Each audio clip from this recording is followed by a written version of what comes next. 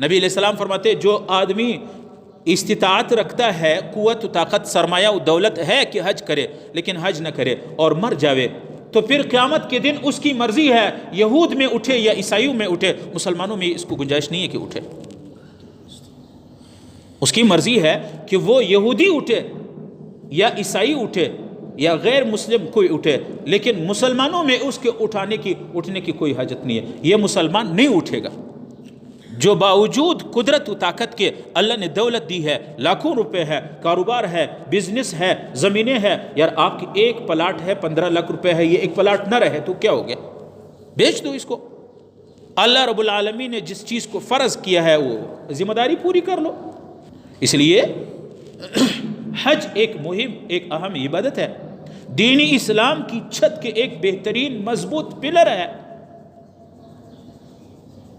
اور آپ کو پتہ ہے بہت سے صغیرہ نہیں، صغیرہ گناہ تو ہمارے اور آپ کی یہ جو ابھی وضو کر لیا، بہت سے صغیرہ گناہ معاف ہوئے۔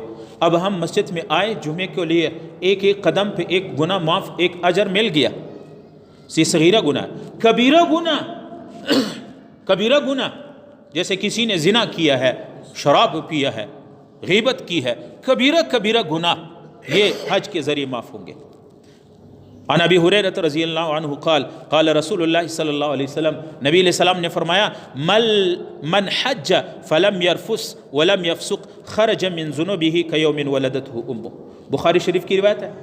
پیغمبر علیہ السلام فرماتے ہیں من حج، جو آدمی حج کرے اور حج کے دوران آداب کا خیال رکھے، اپنی نظروں کا خیال رکھے، اعمال صحیح کر لے، اور حج جا کر کے کوئی فسق، کوئی فجور، کوئی بد نظری، بد نگاہی، کوئی ایسے عمل نہیں کیا، یہ حاجی جب حج سے آتا ہے خرج من ذنوبہ، اس کے گناہوں ایسے صاف ہو جاتا ہے کیوم ولدتہ امہ، جس دن وہ بچہ تھا اپنے ماں سے جنا، اس وقت ایسے گناہوں سے پاک صاف ہو جاتا ہے۔ اور آپ کو پتہ ہے جب معصوم بچہ، اپنے شیرخوار بچہ ماں سے پیدا ہو جاتا ہے، اس نے نہ قتل کیا، نہ غیبت، نہ شراب، نہ زنا، نہ کوئی بھی عمل نہیں کیا ہے، معصوم سا بچہ ہوتا ہے۔ حاجی جب حج کرتا ہے، نبی علیہ السلام فرماتے ہیں، اور حج کی آداب کا خیال رکھے، حج میں کوئی فسق و فجور نہ کرے، کوئی برائی عمل نہ کرے، نبی علیہ السلام فرماتے ہیں گناہوں سے ایسا صاف پاک ہو جائے گا جیسے چھوٹا بچہ ماں سے ابھی پیدا ہوا۔ ایک حدیث میں آتا ہے آپ صلی اللہ علیہ وسلم نے فرمایا حجو فإن الحج يغسل الذنوب كما يغسل الماء الدرن۔ نبی علیہ السلام فرماتے ہیں اے مسلمانوں حج کرو، حج انسان کے گناہوں کو ایسے صاف کرتا ہے جیسے گرم پانی اور صابن انسان کی میل کچیل کو صاف کر دیتا ہے۔ ایک روایت میں ہے نبی علیہ السلام فرماتے ہیں الحج المبرور لیس له الجزاء الا الجنہ، حج مقبول کے جزا اور بدلہ اور کوئی نہیں ہے الا الجنہ، رسول اللہ فرماتے ہیں جنت۔ بہت سے لوگوں کے ذہن میں یہ بات بھی ہے، ہماری ذہنوں میں تو یہ دنیا کی محبت کا کیڑا لگا ہوا ہے، جی پیسہ، اگر پیسہ ہے تو آپ اچھا ہے، اگر پیسہ نہیں ہے تو تم برا ہے، پھر لوگ عزت کریں گے۔ اچھا بہت سے لوگ خرچے گھر پہ اخراجات بھی نہیں کرتے ہیں، حج پہ نہیں جاتے ہیں، جب آپ اس کو کورید کے پوچھے یار کیوں نہیں جاتے حج پہ، تو وہ بتاتے یار پیسہ بڑھ، آج کل حج بہت مہنگا ہو گیا، آج کل حج بہت مہنگا ہو گیا، میں نہیں کرتا ہوں، حج پہ نہیں جاتا ہوں۔ پرائیویٹ کی آپ کے حج ہے اگر 12 اور 13 لاکھ روپے، آپ مجھے بتاؤ خدا کا نام، جس خدا نے 1 کروڑ روپے دی ہے، 50 لاکھ روپے دی ہے، وہ خدا اس قابل نہیں ہے کہ تم 12-15 لاکھ روپے اللہ کے نام کے بیت اللہ کے لیے خرچ کر دو؟ اگر ہمارے دل میں اللہ کی محبت ہے تو اللہ کی عشق ہے، محبت ہے، خدا کی قسم 15 لاکھ کیا 15 کروڑ بھی کم ہے، 15 کروڑ بھی کم ہے۔ ابراہیم علیہ السلام کے پاس بطور امتحان ایک فرشتہ آیا اور فرشتے نے کہا اشہد ان لا الہ الا اللہ واشہد ان محمدا عبدہ ورسولہ۔ ابراہیم علیہ السلام نے جب اللہ کے یہ تعریف سنی تو کہا بھئی یہ فرشتے سے یہ کیا آپ نے میرے رب کی بڑی زبردست تعریف کی۔ انہوں نے کہا ذرا دوبارہ کہو، انہوں نے کہا نہیں دوبارہ، آپ کی جتنی بھی بکریاں ہیں یہ سب مجھے دو گے تو پھر آپ کو۔ ابراہیم علیہ السلام نے کہا یہ سب بکریاں تمہاری، ذرا میرے رب کی تعریف تو ذرا دوبارہ کر لو۔ جس کے دل میں اللہ کی محبت ہو، اللہ کے گھر کی عظمت ہو، اللہ کی قسم وہ 15 لاکھ کیا 15 کروڑ بھی خرچ کرے گا۔ اور ہم کہتے ہیں جی حج مہنگا ہو گیا، حج مہنگا ہو گیا اس لیے ہم نہیں جاتے۔ بہت سے لوگ کہتے ہیں کہ جی پھر یہ جو کچھ پیسے ہیں 10-12 لاکھ 15 لاکھ روپے جمع کیے، پتہ نہیں پھر یہ پیسے پھر ملیں گے یا نہیں۔ اول تو یہ ہے کہ آپ کی یہ زندگی، یہ پیسے آپ کے ہمیشہ آپ کے ساتھ رہیں گے، ایک بات۔ دوسری یہ ہے کہ آپ کی زندگی کب تک ہے جو دنیا سے اتنی محبت کرتے ہو۔ اور تیسری بات یہ ہے کہ ان حج پہ اللہ کے بیت اللہ پہ خرچ کرنے سے کم نہیں ہوں گے۔ میں نہیں بتاتا، میرے نبی نے بتایا۔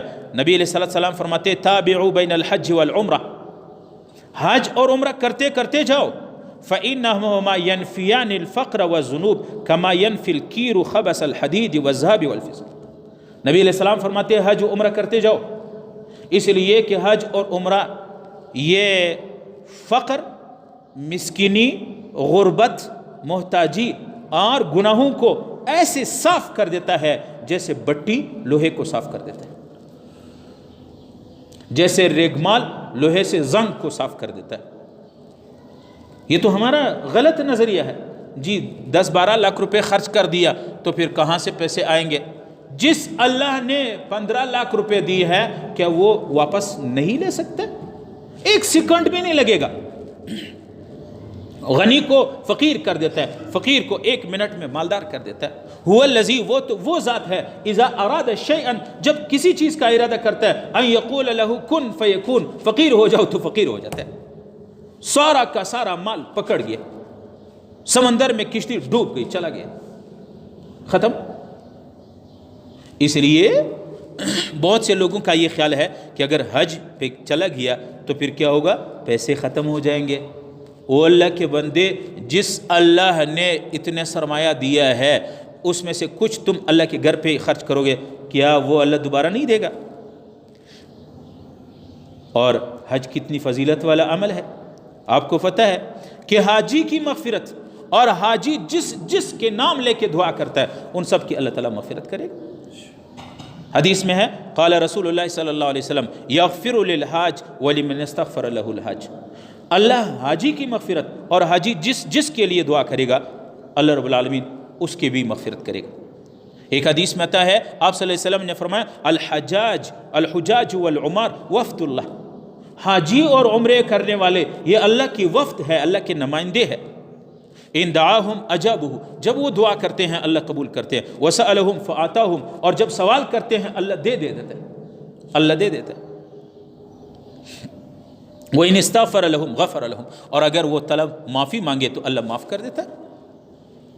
اللہ کے بیت اللہ میں جا کے اللہ کی چوکٹ میں گرتا ہے اور کہتے ہیں اللہ معاف کر دے، اللہ کے پاؤں میں، جیسے اللہ کے پاؤں میں جا کے حاجی جب بیت اللہ پہ جا کے سجدہ کرتا ہے اللہ کے جیسے خدا کے پاؤں میں جا کے گھرا ہوا ہے۔